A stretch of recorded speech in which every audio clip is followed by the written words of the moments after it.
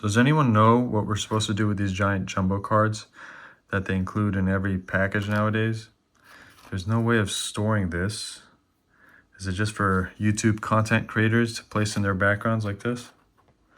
I mean, it does look pretty cool. So, as I was getting ready to jump into modern Pokemon card collecting, I was feeling a little uneasy about ordering products online. You hear so many stories about booster boxes being tampered with before they reach their destination. So I decided to visit a local game store instead. My local game store was having a 4th of July sale, 20% off on everything. So I checked out their inventory and settled on an item that had the lowest price per booster. You might think I should have gotten an Elite Trainer box or a collection box with that discount, but this local game store sets their own starting point price at $50 for most of the trainer boxes, and a 20% discount off of that wouldn't get you to some of these sale prices that are online regularly. So I would have ended up paying $5 per booster if I went that route. The only Elite Trainer box I'd be willing to spend that much on are the Pokemon Center exclusives, sold exclusively on PokemonCenter.com. So I settled on the best bang for buck deal. As a way of dipping my toes back into the water, this is what I went with. This is the first Pokemon card product I've purchased in years, and it's the Infernape V-Box. I purchased two. They ended up being $16 each after taxes, so $32 total. Each box comes with 4 boosters, so that's $4 a pack after taxes. Pretty good. Not amazing or anything, but at that store, that was the best price that I could find. It comes with 2 Lost Origin packs, 1 Fusion Strike, and 1 Astral Radiance. But I'm not going to waste time showing you the opening. I didn't get anything. This is the second one that I'm going to keep sealed. I'm just going to show you what it came with. This is the Infernape. Pretty good. Pretty good condition.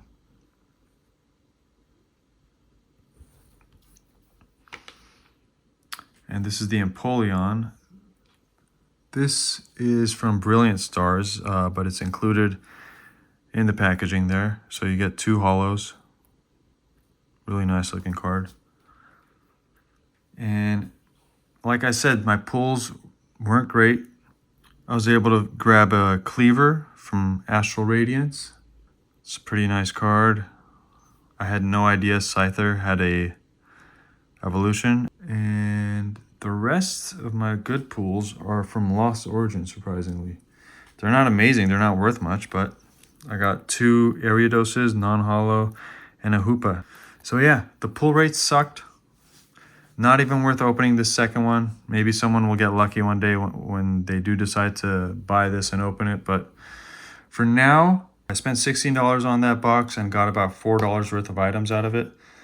What that tells me is if you're getting back into this game, you don't want to lose the joy of opening these boxes, but you also don't want to miss out on potential gains by keeping the boxes sealed. That's why I stuck to my initial plan of buying 2 boxes, opening one, keeping the other sealed, and maybe one day it'll appreciate in value, especially as people try to get into these other packs, the Lost Origins, the Astral Radiance, the Fusion Strike.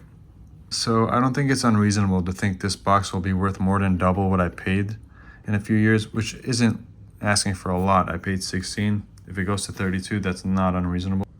So as promised, I will be keeping you guys up to date on my journey by logging every product and decision that I make.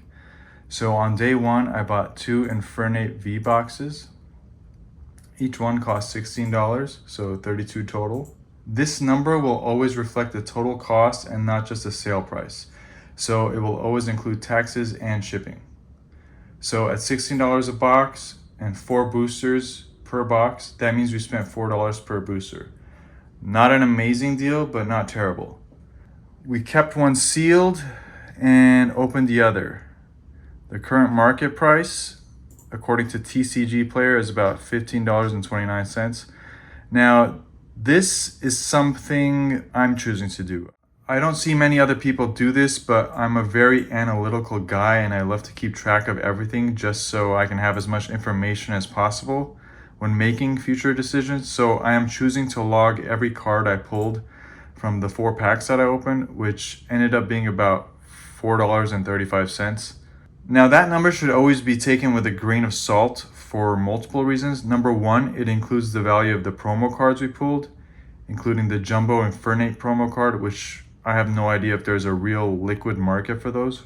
Number two, realistically, I am never going to list and sell each of the cards for sale online. That's about 143 cards, some of them worth about 10 cents, maybe even less, a lot less. It isn't very cost efficient, meaning my most likely path of getting rid of these bulk common cards is to package a bunch of the cards together down the line once I open a bunch of packs and have about like 100, 200 cards, and sell them at a local game shop or online for a fraction of the price. I probably won't get $4.35 for 40 cards. It's probably not going to happen, but if I put together 100, 200, maybe I get like, I don't know, $20. That's not bad. That's that's enough to buy another product and have fun with that. Number three, I am more interested in this number over here, meaning how much value did I lose the second I decided to open this product. As you can see, it's about 73% as soon as you open a product. Now this is down a little bit, but we just got it. It's not even a month yet. I know not many people keep track of their openings, but I am choosing to do so because it keeps me honest and responsible with how much money I am putting into the hobby. Plus they serve as data points that I find interesting, and I will highlight why in a video in the future, so stay tuned. Now, after getting home and opening the V-Box, I went online and made some more purchases. After weeks of research, I had targeted 2 sets that I felt very strongly about. Number one, Chilling Reign. I like this set because it has almost 20 cards that are worth $20 or more. And even if you assume that number will go down, it is still one of the highest in the Sword and Shield era. And the second reason is it's already 2 years old. The set was introduced in 2021 and is still available at MSRP or even less. So to me, that means I won't have to wait as long to see the price appreciate on this set.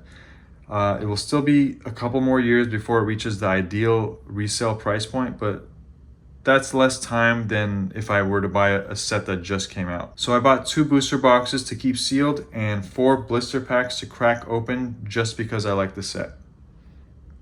Number 2, Scarlet and Violet 151. Obviously, being that I'm from the base set era, this set has my name written all over it. I saw some pre-orders still available on Best Buy and GameStop and reserved myself some products. The pre-orders were selling out quickly, so I wasn't able to get the Pokemon Center exclusive ETB, which I am really hoping to get if they restock.